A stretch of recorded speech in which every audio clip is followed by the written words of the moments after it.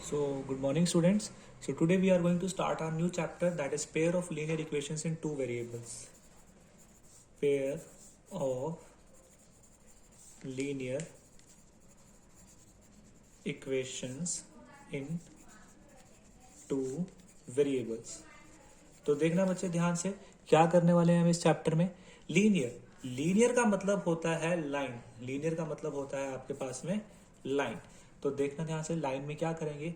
इन 9th class आपने सिर्फ linear equation in two variable तो पढ़ा, आपने पढ़ा था सिर्फ ax plus B Y plus C is equal to 0, या आपने पढ़ी थी ax plus B Y is equal to C.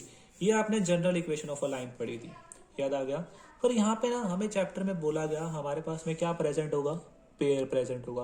Pair present का मतलब क्या हुआ, a1x b1y और c1 इज इक्वल टू 0, और इसी के साथ साथ एक इक्वेशन और होगी आपके पास में a2x plus b2y plus c2 is equal to 0। ठीक है, तो ध्यान से देखना। अब इस चैप्टर में ना हम लाइंस के बारे में डिस्कस करेंगे। सबसे पहले लाइंस आपके पास में कितने टाइप्स की होती हैं वो देखना ध्यान से। जो लाइंस आपके पास में कितने टाइप्स की होती हैं, दैट इज योर दो टाइप की होती हैं। One is your consistent and another one is your inconsistent. एक आपके पास में कंसिस्टेंट होती है और एक इनकंसिस्टेंट। कंसिस्टेंट का मतलब होता है आपस में कट करने वाली, that is your intersecting lines. या तो आप क्या बोलोगे, इंटरसेक्टिंग, और क्या या बोलोगे को इंसिडेंट। और इनकंसिस्टेंट का मतलब लाइन कभी भी कट नहीं करती है, तो यहां पे आपका मतलब होता है इधर पैरेलल लाइंस। तो देखना बच्चे ध्यान से, तो क्या मतलब हुआ इंटरसेक्टिंग और पैरेलल लाइंस का। इंटरसेक्टिंग लाइंस का मतलब होता है सिर्फ और सिर्फ only they will cut at a single point, यानी कि इस पॉइंट पे क्या कर रही है, कट कर रही है। पर लेकिन वही बात करते हैं कोइंसिडेंट पे, अगर ये लाइन जा रही है, ठीक है, तो एक दूसरी लाइन इसको कहीं से भी बहुत सारे पॉइंट्स पे क्या है, काट सकती है। जैसे ये डार्क वाली लाइन जो मैंने बनाई है यहाँ पे इस वे में। और वही बात करते हैं पैरेलल लाइंस की। पैरेलल लाइंस का मतलब जो कभी भी आपस में कट नहीं करेंगी, यानी कि इस वे में चलती जाएंगी। आई होप सबको क्लियर होगा। पर लेकिन अब क्वेश्चन ये राइज होता है कि इन दो इक्वेशन की हेल्प से हम कैसे हमारा क्या है सॉल्वेशन करने वाले हैं। तो देखना ध्यान से, बहुत इजी पार्ट आता है। हम यहाँ पे बात करेंगे रेशो की। किसकी बात करेंगे, रेशो की। तो देखो ध्यान से, रेशो क्या होगा, रेशो ये देखो ध्यान से, कोफिशिएंट्स क्या है, a1 b1 c1, a2 b2 और c2। देखो a1 अपॉन में a2 equals to b1 upon में b2 equals to c1 upon में c2। मतलब कि जब ये आपस में क्या हो जाए, तीनों ही इक्वल हो जाए, तीनों ही इक्वल हो जाए, तो लाइन आपके पास में कंसिस्टेंट लाइंस होती हैं। और कंसिस्टेंट लाइंस का जो पार्ट होता है वो होता है को इंसिडेंट लाइंस। और फिर क्वेश्चन ये अराइज होता है कि इसके कितने सॉल्यूशंस होंगे। देखो बहुत सारे पॉइंट्स पे कट कर रही है, तो यानी कि मैनी सॉल्यूशंस। आई होप आपको यहां तक क्लियर होगा।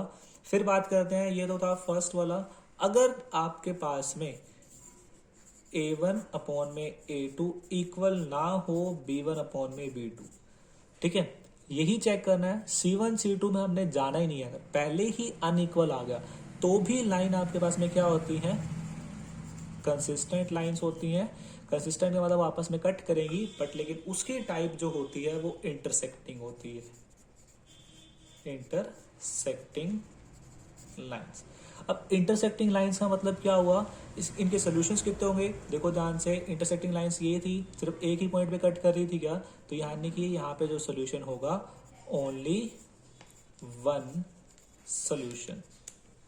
ठीक है, तो एक जो लास्ट पार्ट आता है आपके पास में यहाँ पे, जो थर्ड पार्ट आता है, दैट इज जब a1 बाय a2 तो इक्वल होते हैं b1 बाय b2 से, ठीक है, पर लेकिन इक्वल नहीं होते किससे, c1 बाय c2 से। A1 बाय A2 तो इक्वल हुआ B1 बाय B2 से, पर C1 बाय C2 से आपस में इक्वल नहीं होते, तो एक ही टाइप बची है। तो लाइन होती है आपके पास में इनकंसिस्टेंट,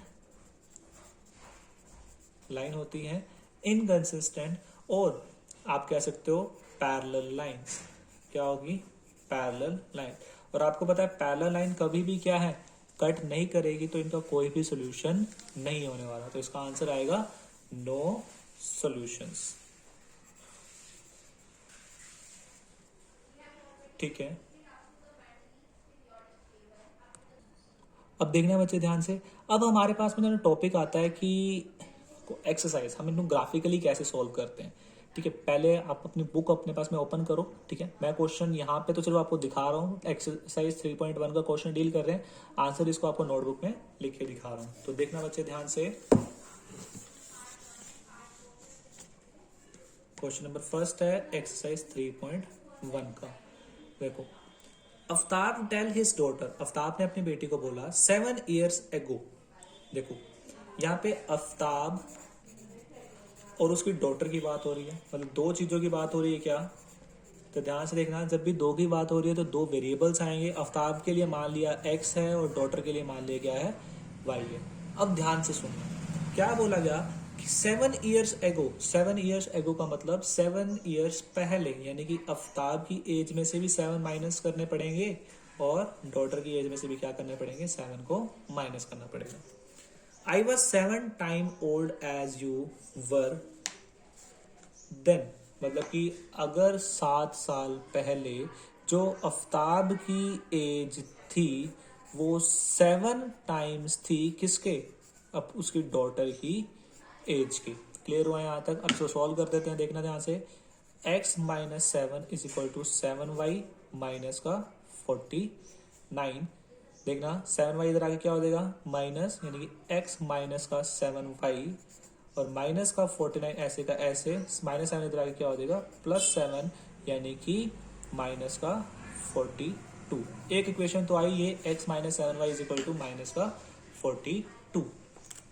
तो देखना ध्यान से, अब क्या बोला गया, ऑल्सो 3 years फ्रॉम नाउ, 3 साल बाद, मतलब बाद की बात कर रहे हैं, तो x में क्या करना पड़ेगा, +3, और y में भी क्या करना पड़ेगा, प्लस का 3। अब देखो क्या बोला गया उन्होंने, I shall be 3 times as old as you will be, मतलब कि वो 3 टाइम्स ओल्ड हो जाएगा उसके। चलो ठीक है, कर दिया। अब इसको सॉल्व करते हैं, x plus 3 is equal to 3y plus 9, x minus का 3y इधर आके माइनस हो जाएगा और 3 इधर आके क्या हो जाएगा, माइनस। 9 माइनस 3 कितना होगा आपके पास में, 6 हो गया। चलो चेक करते हैं अब आगे क्या बोला गया, represent this situation algebraically and graphically. देखो एल्जेब्रिकली का मतलब होता है आपको इक्वेशंस की फॉर्म में बनानी है। इक्वेशंस का मतलब कि एक ये रही आपके पास में और एक ये रही। एल्जेब्रिकली तो हमारा हो गया, ग्राफिकली बनानी है। अब बच्चा ध्यान से देखना है इसको, ग्राफिकली हम क्या है कैसे बनाएंगे।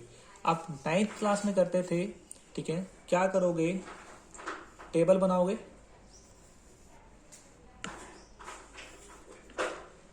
इस वे में 2 टेबल बनाओगे। वहां पे तो एक ही टेबल बनाना पड़ता था, 2 ही वैल्यूज आपको देखनी है, एक x हो गया और एक क्या हो गया, y।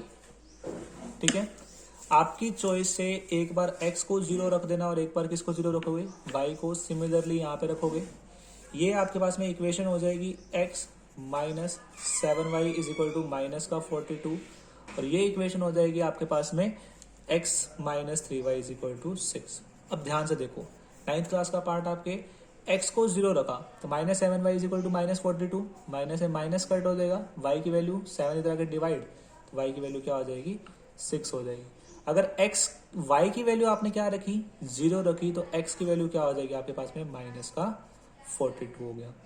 फिर बात करते हैं, x की 0 रखी तो minus 3y is equal to 6, तो y की वैल्यू हो जाएगी माइनस का 2, और y की 0 रखी तो x की वैल्यू हो जाएगी आपके पास में 6 हो जाएगी। ठीक है, अब इसको आपको ग्राफ पे बनाना है। ठीक है, ग्राफ बनाना अब आपका पार्ट, नेक्स्ट वीडियो में आपको ग्राफ भी बनाना सिखाऊंगा। तो आज की क्लास में हम एक बार इतना ही करते हैं। आई होप आप सबको समझ में भी आया होगा। कोई भी डाउट होगा तो हमारा जो लाइव सेशन रहेगा उसमें भी हम डिस्कस करेंगे। So students, thank you and have a nice day.